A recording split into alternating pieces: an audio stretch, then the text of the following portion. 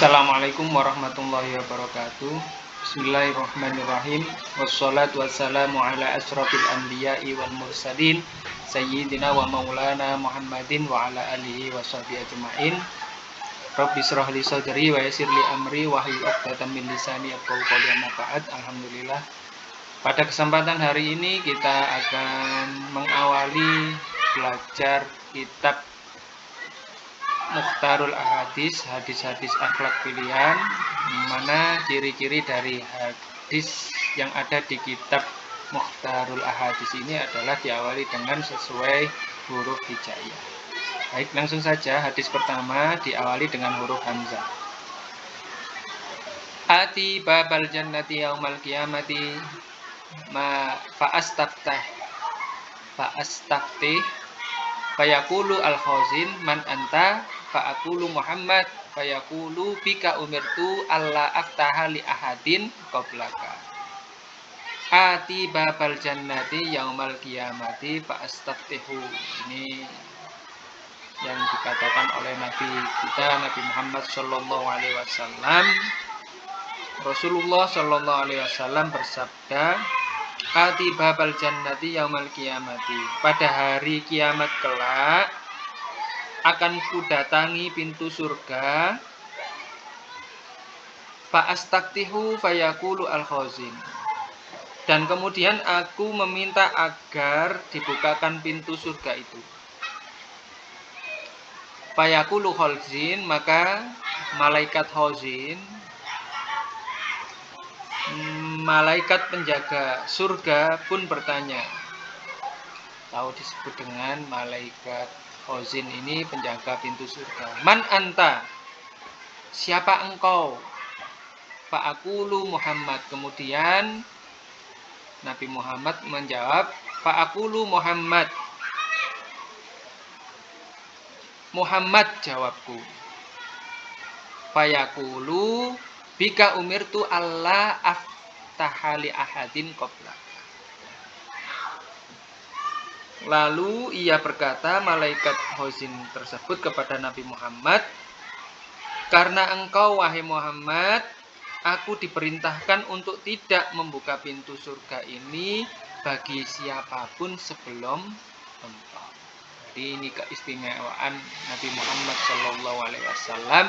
Maka kita wajib bersyukur kepada Allah Subhanahu wa taala dijadikan umatnya Nabi Muhammad yang kelak akan mendapatkan syafaat beliau. Nah, ini malaikat khazin penjaga pintu surga ini jangan sampai pintu surga itu terbuka sebelum engkau membolehkan kunci surga ini kepada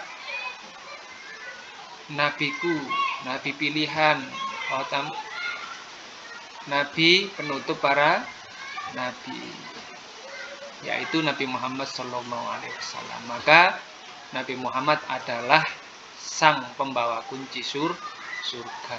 Ibarat ketika kita mau masuk rumah, maka hal yang harus kita punya dulu adalah kunci rumah. Itu pun bisa jadi kepada hal yang lainnya. Ketika kita mempunyai kendaraan, maka kita butuh kunci. Ketika kita punya mobil baru, kita butuh kunci. Nah, kalau kita ingin ke surga, maka kuncinya adalah mengikuti ajaran Nabi Muhammad sallallahu alaihi wasallam. Rawahu Ahmad an Anas. Diriwayatkan dari Imam Ahmad dari sahabat Anas. Hadis yang kedua, I'til ma'rufa wajtanibil munkar wandur ma yu'jibu udunaka ayyakula laka alqaum idza kumta min indihim fa'tihi wanduril ladzi takrahu ayyakula laka alqaumu idza kumta min indihim fastanibhu. I'til ma'ruf wajtanibil munkar. Nah, hadis yang kedua ini berbicara tentang mengerjakan kebaikan dan menjauhi kemungkaran. Tema besarnya adalah mengerjakan kebaikan dan menjauhi kemungkaran. Dikatakan di hadis redaksi selanjutnya adalah Wangdur ma yu'jibu udunaka ayyakula laka alqaumu idza kumta min indihim fa'tihi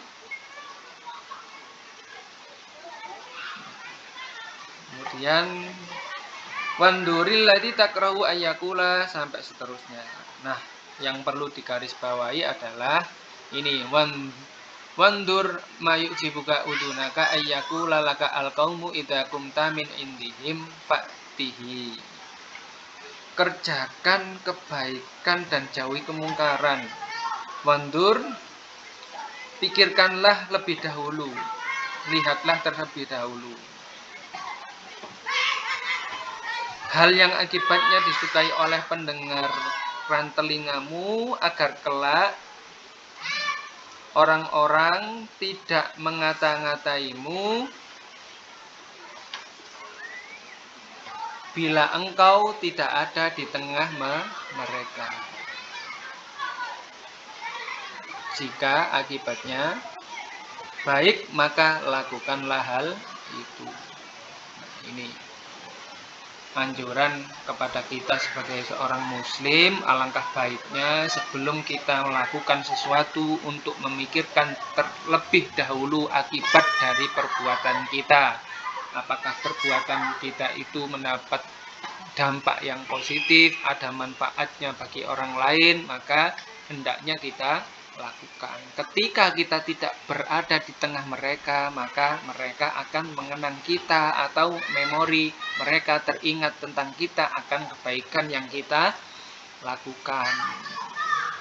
Maka tidak sampai menimbulkan fitnah atau tidak sampai menimbulkan masalah keberadaan kita ketika kita berada di tengah-tengah mereka maupun tidak berada di tengah-tengah mereka, tidak memberikan dampak yang negatif kepada mereka. Itulah mengapa kita itu harus berpikir terlebih dahulu sebelum bertindak. Kemudian dilanjutkan, Manduril ladzi takrahu ayyakula laka alqaumu idza kumta min indihim fastanibhu.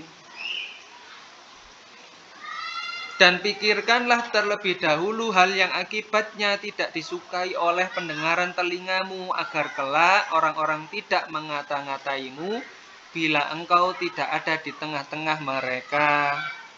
Jika akibatnya buruk, maka tinggalkanlah dan jauhilah hal itu. Maka sebaliknya, kita juga harus berhati-hati ketika kita tidak menyukai ejekan, pendengaran kita itu tidak suka hal-hal yang jelek atau yang buruk ketika masuk ke telinga kita, hal-hal yang negatif, entah itu ghibah, rasan-rasan ataupun sebagainya yang sifatnya dampaknya negatif terhadap orang lain, maka kita harus juga berlaku sama kepada orang lain. Kalau kita tidak suka diejek, ya jangan mengejek.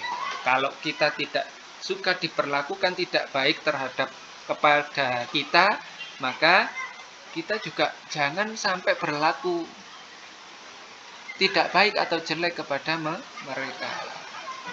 Ketika kita mendengar bahwasanya membuli itu hal yang negatif, maka kita juga jangan menjadi orang yang membuli orang lain. Maka apa yang timbul adalah ketika kita semuanya dalam lingkungan yang positif, maka semangat kita, maka lingkungan kita, maka vibe-nya kita, maka hati kita akan digiring kepada kebaikan. Justru sebaliknya, apabila kita berada di lingkungan yang jelek atau yang kurang positif atau yang bahkan cenderung negatif, maka kita harus menjauhi hal tersebut. Nah, inilah yang dimaksud dari hadis ini, bahwasanya berpikir dulu sebelum bertindak. Sebagai apa? Sebagai kehati-hatian kita terhadap orang lain, karena ketika kita tidak suka diejek, maka jangan sampai mengejek orang lain. Selanjutnya hadis yang ketiga, hadis yang kedua, rawahul jamaah. Hadis yang ketiga, afatul ilmi an-nisyanu wa ida'atuhu antuhaddisa bihi ghayra ahli. Afatul ilmi an-nisyanu wa ida'atuhu antuhaddisa bihi ghayra ahlihi, rawahu Ibnu Abi Syaibah. Hadis yang ketiga adalah berkaitan dengan bencana ilmu. Loh, kok bisa ilmu itu menjadi bencana kepada seseorang? Nah, ini yang dimaksud. Afatul ilmi an-nisyani wa idatuhu an tuhaddisa bi ghaira ahlihi, yang dimaksud adalah Rasulullah Shallallahu alaihi wasallam bersabda, bencana ilmu adalah lupa dan termasuk tindakan yang menyia-nyiakan ilmu bila engkau menyampaikannya kepada orang lain yang bukan ahlinya. Kita jelaskan dulu yang pertama, afatul ilmi an-nisyan. Bencana ilmu itu adalah ketika kita lupa tentang ilmu. Ketika kita belajar lupa ilmu yang kita pelajari, itu merupakan suatu bencana. Maka dari itu pentingnya untuk belajar ilmu dan mengingat-ingat ilmu tersebut, dan lebih-lebih lagi kita harus juga murojaah atau sinau tentang ilmu yang sudah kita pelajari. Meskipun kita sebagai orang yang sudah lulus S1, S2 ataupun S3 atau ilmu yang sudah gelarnya tinggi, tapi kewajiban kita tetap belajar tentang ilmu yang sudah kita pelajari. Kenapa kok lupa itu bisa menjadi bencana? Karena ketika kita lupa ilmu tersebut, maka yang kita sampaikan adalah tidak mempunyai dasar ilmu. Ketika tidak mempunyai dasar ilmu, maka kita termasuk menyesatkan orang lain. Maka naudzubillah, jangan sampai seperti itu. Wa idha'atuhu, dan termasuk tindakan yang menyia-nyiakan ilmu bila engkau menyampaikannya kepada orang lain yang bukan ahlinya. Maka ini yang menjadi bencananya bencana. Ketika orang berilmu menyampaikan itu lupa, mesti wajar. Nah, yang menjadi bencana yang terbesar adalah ketika menyampaikan sesuatu, yang menyampaikan tersebut orang yang bukan dari ahlinya. Misalnya orang ahli dalam bidang fikih menyampaikan ilmu dalam bidang yang lainnya, teknologi, ya tidak nyambung. Justru sebaliknya, orang yang menguasai teknologi, ahli di bidang teknologi dan masih belum menguasai bidang fikih menyampaikan ilmu tentang fikih.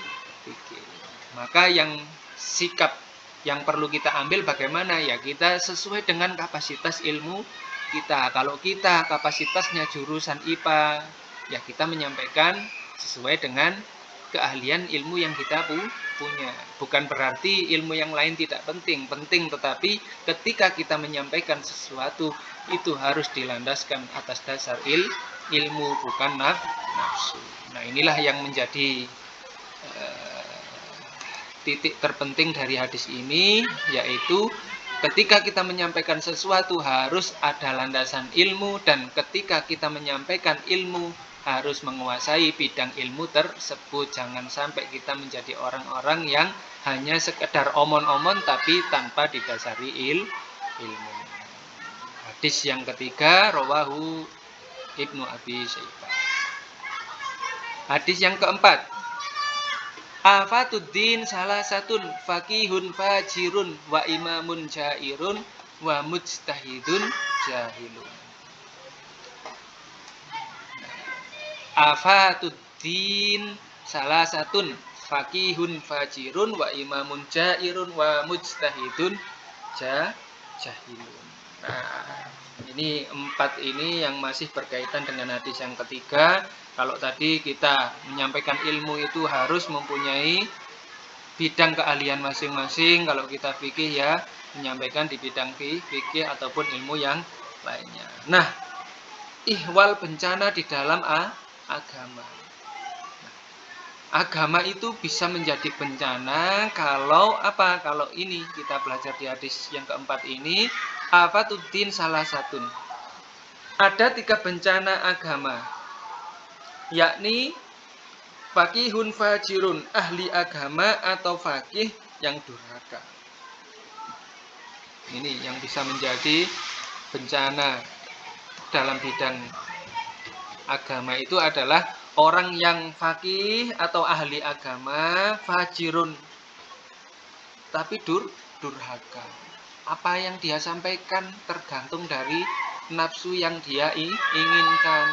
Apalagi dalam bidang fikih, dalam hadis ataupun dalam Al-Quran, dia menyampaikan Al-Quran tetapi menyampaikan dengan redaksi yang ditafsirkan dengan dirinya sendiri secara bebas, atau bahkan dia membohongi umatnya, membohongi jamaahnya ataupun yang lainnya dengan dalil Al-Quran maupun hadis supaya dia mendapatkan sesuatu dari yang dia inginkan, misalnya mendapatkan uang, amplopan atau yang lainnya. Na'udzubillah summa na'udzubillah. Makin orang yang ahli agama yang berdosa itu sangat kita benci. Bahkan Rasul juga sangat membenci orang yang ahli di bidang agama tapi dia melakukan dosa seperti berbohong ataupun yang lainnya, adu domba dan yang lain sebagainya. Semakin orang itu alim, ahli fikih dan sebagainya, dia itu semakin tinggi akhlaknya kepada orang lain. Kemudian yang kedua adalah wa imamun jairun, pemimpin atau imam yang zalim. Nah, ini yang perlu kita hindari.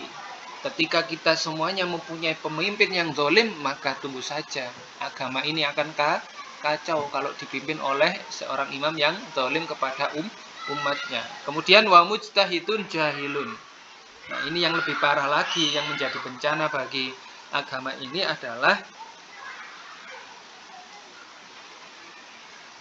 mujtahid yang jahil dan bodoh. Seorang mujtahid yang bodoh. Nah, ini orang sebagai mujtahid itu syaratnya ada banyak sekali, harus menguasai ilmu dalam bidang agama terutama, yang menjadi rujukan orang-orang dalam bidang ilmu agama ataupun hal-hal yang berkaitan dengan disiplin ilmu agama, berkaitan dengan syariat maupun dengan berkaitan dengan muamalah dalam kehidupan sehari-hari. Syaratnya banyak, diantaranya adalah dia harus menguasai ilmu bidang tertentu, spesialis dalam bidang tertentu, mujtahidun. Nah, kalau mujtahid itu sebagai rujukan umat tetapi dia bodoh, maka itulah musibah terbesar yang dialami oleh penganut agama tersebut. Maka ketika kita memilih pemimpin itu harus selektif, kita lihat dulu latar belakangnya bagaimana, kemudian akhlaknya bagaimana, keilmuannya bagaimana. Begitu juga dengan bidang agama, ketika kita ingin menjadikan beliau sebagai mujtahid pijakan kita dalam hal agama, maka kita harus selektif dan harus teliti terhadap keilmuan yang beliau miliki, karena itu sebagai pijakan. Maka ibarat kita sebagai seorang yang biasa ini, maka kita harus punya pijakan yang kuat, pijakan yang ahlul ilmi, ahlul fakih, ahlul fikih, atau orang yang ahli di bidang fikih dan lain sebagainya. Itu syaratnya. Jadi supaya agama ini tetap terjaga dan supaya agama ini tidak menjadi bencana. Na'udzubillah kalau kita hari ini banyak sekali ulama-ulama kita yang kurang kompeten. Semoga kita dipertemukan dengan para ulama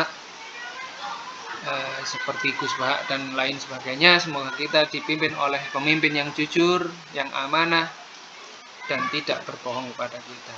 Amin, amin, Allahumma amin.